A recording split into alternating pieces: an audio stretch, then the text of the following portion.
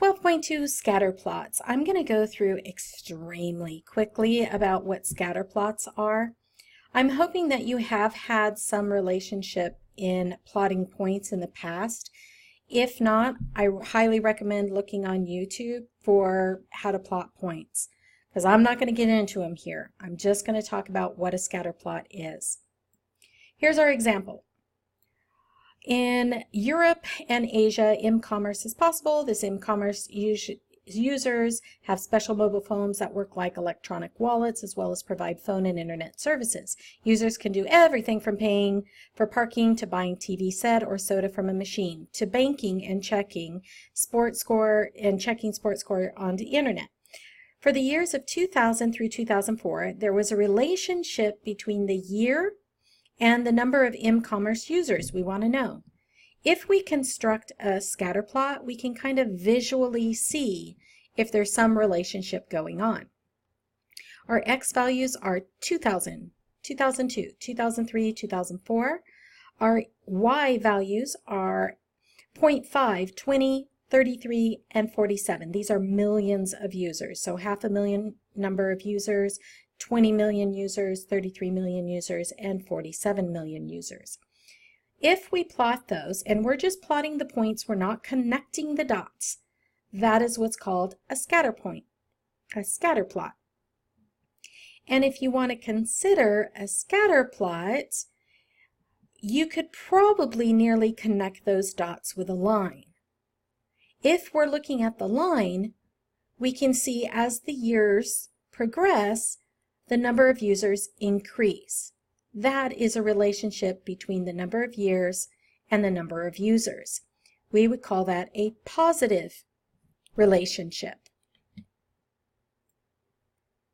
Now, there's a way of doing scatter plots. I'm actually not even going to go through this.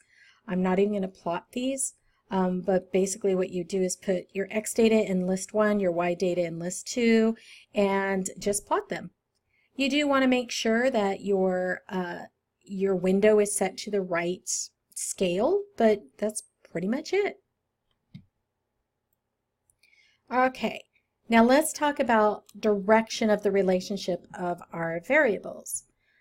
When we can really see a line, that's going to be a strong relationship. Even though it might not be a perfect line that you can draw through all the points, sure, you can connect them with lines, but I'm talking about a line that goes through all of them all at the same time. If they're very, very close to that line, then that is a strong relationship. If they're all scattered along the line and not really near the line, then that is a weak relationship.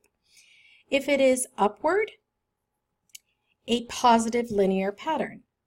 Now, in the first one, we do have a positive linear pattern, and it is very strong. If I was to draw a line, that line would be very close to...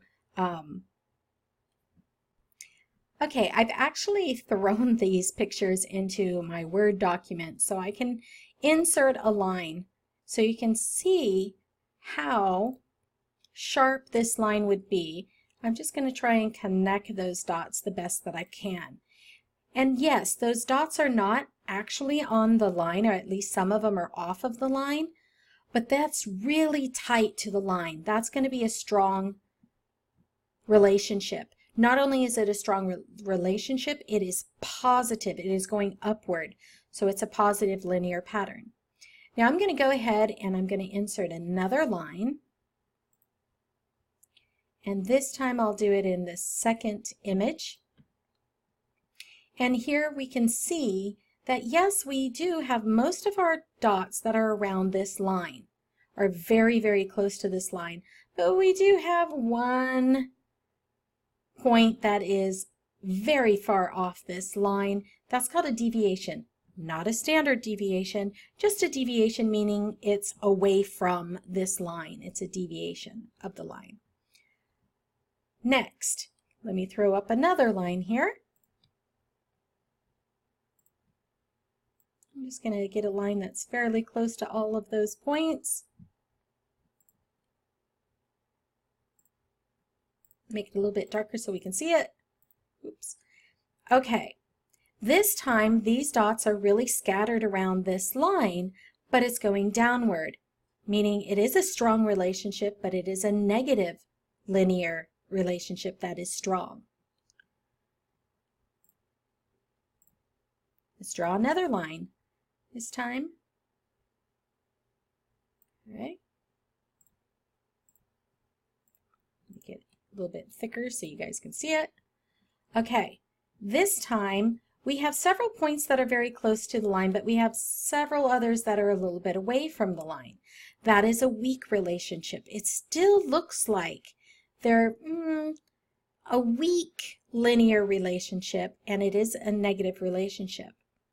Now in the next one, there is a curve here. There is not a point that I can really get close to all of these points. I could if I had a curve. And so that's more exponential growth pattern.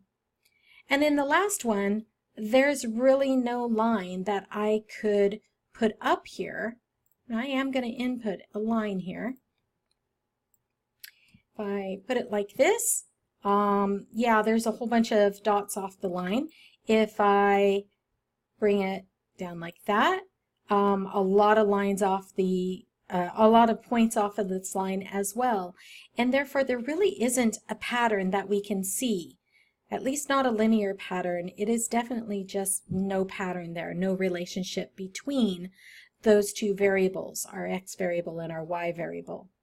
We're going to put that thought of drawing that line the closest to every dot together in the next section, and that is what's called linear regression. We want to find the line that best fits those dots on the plot. So that's it for this lesson. Until next time, be seeing ya.